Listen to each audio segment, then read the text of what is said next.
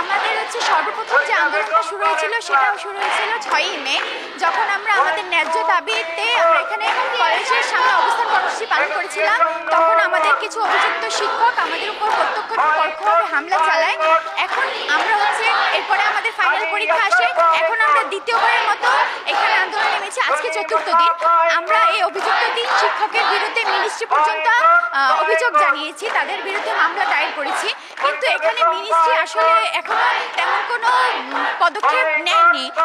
তারা শুধু তারা শুধু তদন্তের বাহানায় তারা সময় অতিবাহিত করছে, তারা বিলম্ব করছে। এই জন্য আমরা এখানে প্রশাসন যেহেতু চুপ আছে, অন্ধ ভূমিকা পালন করছে, এই জন্য তারই প্রতীক হিসেবে আমরা আজকে কালো ব্যাজ ধারণ করেছি। আমরা 6 মে সারা দেশের নার্সিং কলেজের সাথে নার্সিং সংস্করণের জন্য আন্দোলনে যোগ দিই।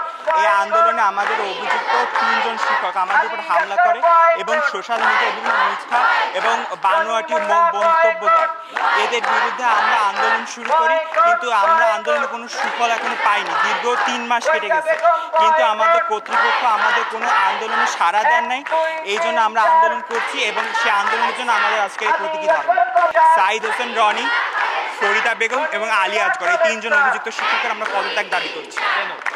কারণ তারা আমাদের উপর আক্রমণ করে, আমাদের মেয়েদের হিজাব ধরে টানাটানি করে, আমাদের বিরুদ্ধে বিএসসিদের বিরুদ্ধে বিভিন্ন ধরনের উল্টাপাল্টা বক্তব্য তারা দিয়েছে। সেজন্য আমরা তাদেরকে পদত্যাগ দাবি করছি।